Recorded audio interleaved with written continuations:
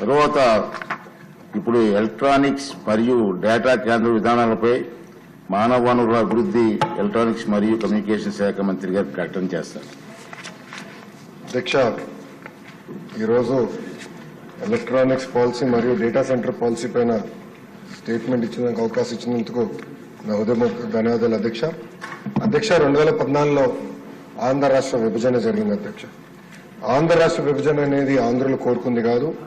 ఆనాడు పెద్ద ఎత్తున ఆందోళన జరిగింది. అందరం కలిసికట్టుగా 62 సంవత్సరాలు హైదరాబాద్ను అభివృద్ధి చేశాం. ఇప్పుడు మన పరిస్థితి ఎలా ఉంటుంది, రాబోయే తరాల పరిస్థితి ఏంటి, పిల్లల ఉద్యోగాలు ఉపాధి పరిస్థితి ఏంటి అని అంతనా పెద్ద ఎత్తున ఆందోళన జరిగినాయి. అధ్యక్ష, అయినా కూడా ఆనాడు ఆంధ్ర రాష్ట్ర విభజన జరిగింది.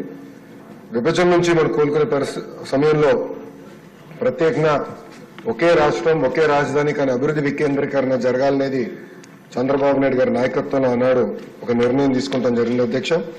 అధ్యక్ష మనం ఒక్కసారి చూస్తే మనందరి సభ్యులందరికీ ఒకసారి గుర్తు చేస్తున్నాం. ప్రత్యేకంగా ఉమ్మడి అనంతపూర్ జిల్లా ఆటోమోటివ్ క్యాపిటల్ గా, ఉమ్మడి కర్నూలు జిల్లా రెన్యూబుల్ ఎనర్జీ క్యాపిటల్ గా, చిత్తూరు కడప జిల్లా వచ్చేగల ఎలక్ట్రానిక్స్ క్యాపిటల్ గా, నెల్లూరు జిల్లా డైవర్సిఫైడ్ ఇండస్ట్రీస్ క్యాపిటల్ గా, అదేవిధంగా ప్రకాశం వచ్చేసి ఆనాడు పేపర్ మ్యానుఫ్యాక్చరింగ్, అదేవిధంగా ఇది బయోఫ్యూల్స్ హబ్ గా, ఇంకా కృష్ణా గుంటూరుకు వచ్చేగల రాజధాని ఎటుగా ఉంది. అదేవిధంగా ఉభయ గోదావరి జిల్లా వచ్చేగల petrochemicals, port led economy, aqua hub గా తీర్చిదిద్దాం. ఉత్తరాంధ్రకు వచ్చేగల pharma, medical devices manufacturing, IT hub గా ఆనాడు గౌరవ ముఖ్యమంత్రి గారు చాలా స్పష్టంగా అమరావతి ఒకే రాజధాని ఉంటుందని చెప్పేటప్పుడు చాలా స్పష్టంగా అభివృద్ధి వికేంద్రీకరణ గురించి కూడా మాట్లాడటం జరిగింది. అధ్యక్ష దాంట్లో భాగంగా మీరు చూస్తే అధ్యక్ష 2014 నుంచి 19 మధ్యన పెద్ద ఎత్తున ఆనాడు ఐటీ పాలసీలు తీసుకొచ్చాం. ప్రత్యేకంగా ఎలక్ట్రానిక్స్ వచ్చేగల తిరుపతి, అదేవిధంగా కడపని కేంద్రంగా పెట్టి ఆనాడు పెద్ద ఎత్తున ఎలక్ట్రానిక్స్ మ్యానుఫ్యాక్చరింగ్ పరిశ్రమలు కూడా తీసుకొస్తాం జరిగింది. అధ్యక్ష ఒక్కసారిగానే మనం చూస్తే ఆ 5 సంవత్సరాల అధ్యక్ష దాదాపు 53 కంపెనీలు, 15,000 కోట్ల పెట్టుబడి, 97,226 మందికి ఉద్యోగాలు కల్పించడానికి ఒప్పందం ఆనాడు కుదిరించుకుంటాం జరిగింది. దాంట్లో భాగంగా 2014 వచ్చేగల భారతదేశంలో మీరు చూస్తే సెల్ ఫోన్లు తయారవుతే ఆంధ్ర రాష్ట్రంలో 0 ఫోన్లు తయారయ్యేది. అదే చంద్రబాబు నాయుడు గారి నాయకత్వంలో 5 సంవత్సరాలు భారతదేశంలోని 25% సెల్ ఫోన్లు ఆంధ్ర రాష్ట్రంలో ఆనాడు తయారయ్యే పరిస్థితికి తీసుకొచ్చారు. ఒక ఫాక్స్కాన్, సెల్కాన్, డిక్సన్, టీసీఎల్, అదేవిధంగా Sunny optics, pox link, Daikin, ఇట్లా అనేక పరిశ్రమలు ఆనాడు తీసుకొచ్చారు. గౌరవ ముఖ్యమంత్రి గారు ఆనాడు మంత్రివర్గంలోనే ఉన్నారు. గౌరవ ముఖ్యమంత్రి గారు మా అందరికి ఒకటే చెప్పారు, పెట్టుబడులు వస్తే మీరు ఏమైనా హామీలు ఇవ్వండి, పర్వాలేదు, మీకు నేను అండగా నిలబడతానని నేను చెప్తాను జరిగింది. దాంట్లో భాగంగా నేను చైనాకు కూడా వెళ్ళాను. వెళ్ళినప్పుడు టీసీఎల్ అనే సంస్థతో ఒప్పందం కుదుర్చుకున్నానికి వెళ్ళాను. వాళ్ళతో చర్చిస్తుంటే ఒక డిన్నర్ లో డీల్ క్లోజ్ చేశాం. మీరు రాండి, పెట్టుబడులు పెట్టండి, $300 మిలియన్ $300 మిలియన్ పెట్టుబడి, 20,000 మందికి ఉద్యోగాలు కల్పించే టీసీఎల్ ని నేను తీసుకొచ్చా. హామీ 5 సంవత్సరాలు 20 లక్షల ఉద్యోగాలు కల్పిస్తామని హామీ ఇచ్చాం. దాంట్లో భాగంగా డిఎస్సి ఏర్పాటు చేశాం. ఇప్పటికీ పెద్ద ఎత్తున ఒప్పందాలు కుదిరించుకున్నాం. స్పీడ్ ఆఫ్ డూయింగ్ బిజినెస్ లో ప్రైవేట్ రంగంలో కూడా పెద్ద ఎత్తున ఉద్యోగాలు ఉపాధి కల్పించే దిశగా ప్రజా ప్రభుత్వం పనిచేస్తుంది. దాంట్లో భాగంగా స్కిల్డ్ మ్యాన్ పవర్ ఏదైతే అవసరం ఉందో అది కూడా మేము అందరం కోఆర్డినేట్ చేసి అందించాలని ఒక లక్ష్యంతో మేము పనిచేస్తున్నాం. రాబోయే రోజుల్లో ఐటీ ఎట్లయితే గ్రో అవుతుందో అదేవిధంగా ఎలక్ట్రానిక్స్ మ్యానుఫ్యాక్చరింగ్ లో పెద్ద ఎత్తున అవకాశం ఉంది. నా అంచనా ప్రకారం కనీసం 5 లక్షల మంది ఒక ఎలక్ట్రానిక్స్ మ్యానుఫ్యాక్చరింగ్ రంగంలో పనిచేసే అవకాశం ఉంది. అది ప్రధానంగా మనకు వచ్చేగల కడప, చిత్తూరు, నెల్లూరు, శ్రీ సిటీ నెల్లూరులో ఆ ఎకో సిస్టమ్ లో ఒక్క నోడ్ వస్తుంది. అదే గౌరవ ముఖ్యమంత్రి గారు చెప్పినట్లు డ్రోన్ ఎకో సిస్టమ్ కర్నూలులో వస్తుంది. Medical devices manufacturing Visakhapatnam already భారతదేశానికి క్యాపిటల్ గా ఉంది, దాన్ని ఇంకా ప్రోత్సహించాల్సిన అవసరం ఉంది. ఈ 3 నోడ్లో పెద్ద ఎత్తున ఎలక్ట్రానిక్స్ మ్యానుఫ్యాక్చరింగ్ ప్రోత్సహిస్తామని ఈ సభ ద్వారా గౌరవ సభ్యులందరికీ నేను తెలియజేస్తున్నాను. రెండో పాలసీ వచ్చేగల డేటా సెంటర్ పాలసీ. ఈరోజు ఐటీ గురించి ఎల్లెక్కి ఉంటే దాంట్లో నేను చాలా స్పష్టంగా కొంచెం చెప్పాను అధ్యక్ష. కొంత రిపిటేటివ్ ఉంటుంది, బట్ లార్జర్ ఆడియన్స్ కోసం నేను చెప్తున్నాను అధ్యక్ష. అధ్యక్ష, డేటా ఇస్ ద ఫ్యూచర్ అధ్యక్ష. మీరు చూస్తే ఏఐ అనేది అనివార్యమైంది అధ్యక్ష. అందరూ కోరేది డేటా సెంటర్లే కాదు, డేటా సెంటర్స్ కి గ్రీన్ ఎనర్జీ కూడా అవసరం ఉంది. అది కూడా 24/7 గ్రీన్ ఎనర్జీ అవసరం ఉంది అని అందరు నన్ను కోరుతాం జరిగింది అధ్యక్ష.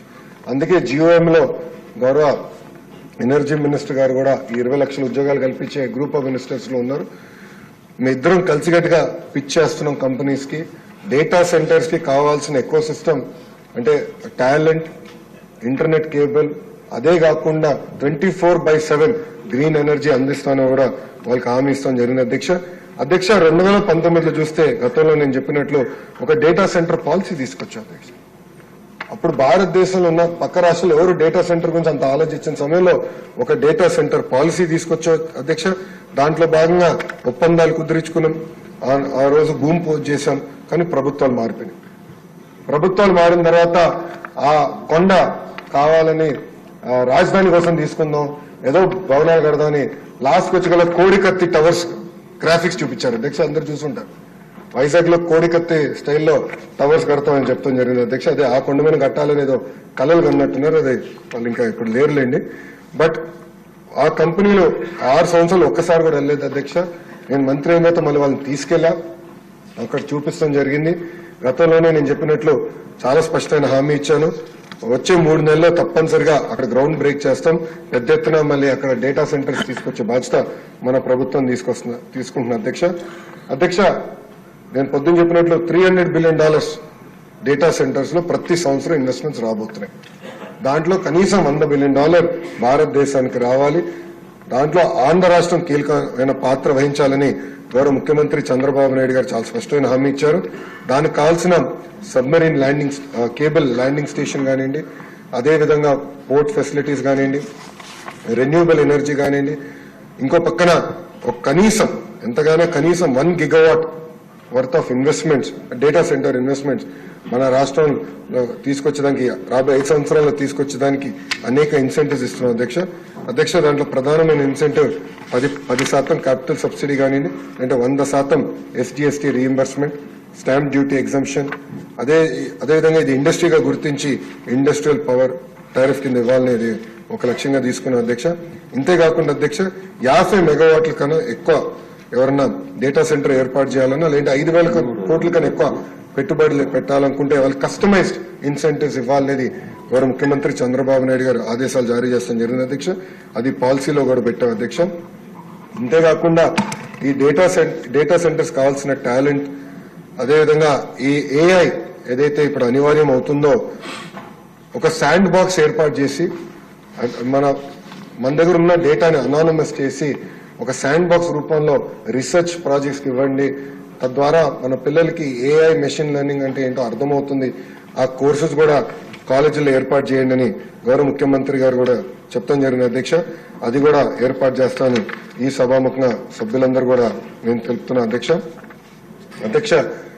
నేను ఇక్కడున్న గౌరవ సభ్యులందరూ ఒకటి చెప్తున్నా, ఫోకస్ జోన్స్ అనేది చాలా చాలా అవసరం. ఎకో సిస్టమ్ ఏర్పాటు చేయాల్సిన అవసరం చాలా చాలా ఉంది. లేదంటే ఒక్కొక్క కంపెనీ ఒక్కొక్క దగ్గర పెట్టుకుంటా పోతే ఏమవుతుందంటే అధ్యక్ష, క్రమీపంగా 10 సంవత్సరాలు బాగుంటుంది, సబ్సిడీస్ ఇచ్చే వరకు ఒక 20 సంవత్సరాలు బాగుంటుంది, కానీ తర్వాత ఎకో సిస్టమ్ లేకపోతే మనది కొలాప్స్ అవుతుంది అధ్యక్ష. ఎందుకంటే నేను కూడా చైనాకి వెళ్ళాను. చైనాలో చూస్తే ఆ ఎకో సిస్టమ్ వల్లనే పెద్ద ఎత్తున కాస్ట్ ఆఫ్ మ్యానుఫ్యాక్చరింగ్ తగ్గిపోయింది అధ్యక్ష. సో ఎలక్ట్రానిక్స్ మ్యానుఫ్యాక్చరింగ్ వచ్చి గల పోర్ట్ యాక్సెస్, మొత్తం మ్యాన్ పవర్ కానివ్వండి, ఆ మొత్తం ఎకో సిస్టమ్ 100 కిలోమీటర్లో రావాల్సిన అవసరం ఉంది. అందుకే ఇది ఫోకస్డ్ గా నేను తీసుకున్న అధ్యక్ష. మీరు చూస్తే పక్క రాష్ట్రాలతో పోల్చితే మనం బెస్ట్ ఇన్ క్లాస్ సబ్సిడీస్ అందజేస్తున్నాం అధ్యక్ష. ఏ రాష్ట్రం అందజేయని విధంగా బెస్ట్ ఇన్ క్లాస్ సబ్సిడీస్ అందజేస్తున్నాం. స్పీడ్ ఆఫ్ డూయింగ్ బిజినెస్ అందజేస్తాం. దాంట్లో ఎలాంటి సందేహం లేదు. దాంట్లో భాగంగానే TCS వచ్చింది. దాంట్లో భాగంగానే రిలయన్స్ ఇండస్ట్రీస్ వాళ్ళ బయోఫ్యూల్స్ ప్రాజెక్ట్ వచ్చింది. దాంట్లో భాగంగానే ArcelorMittal ప్రాజెక్ట్ అధ్యక్ష.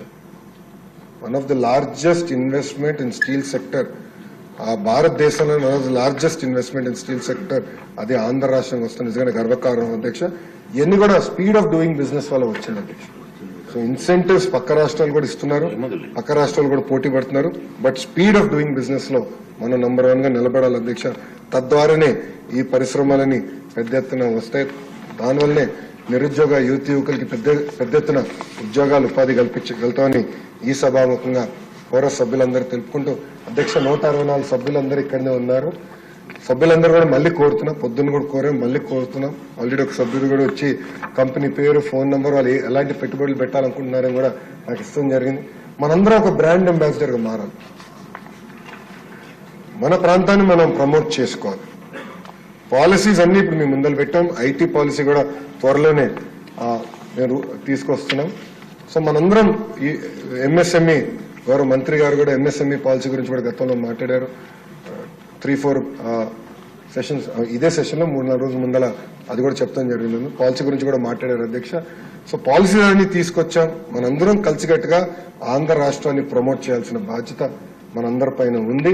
తద్వారానే 20 లక్షల మందికి ఉద్యోగాలు, ఉపాధి మనం కల్పించగలుగుతామని మీ ద్వారా గౌరవ సభ్యులందరూ నేను తెలుపుకుంటూ, గతంలోనే చెప్పాను, మీకు కాంటాక్ట్స్ ఏమైనా, రోల్ డెక్స్ ఏమైనా ఉంటే నాకు చెప్పండి. వాళ్ళందరికీ పర్సనల్ గా కలిసికట్టుగా వెళ్ళి రీచ్ అవుట్ చేద్దాం. అవసరమైతే కలిసికట్టుగా ప్రయాణం చేద్దాం, వాళ్ళ దగ్గరికి వెళ్దాం, పెట్టుబడులు తీసుకొద్దాం. చంద్రబాబు నాయుడు గారి లక్ష్యం ఒకటే, గౌరవ ముఖ్యమంత్రి గారి లక్ష్యం ఒకటే, అన్ని రంగాల్లో ఆంధ్ర రాష్ట్రం నంబర్ 1 ఉండాలి.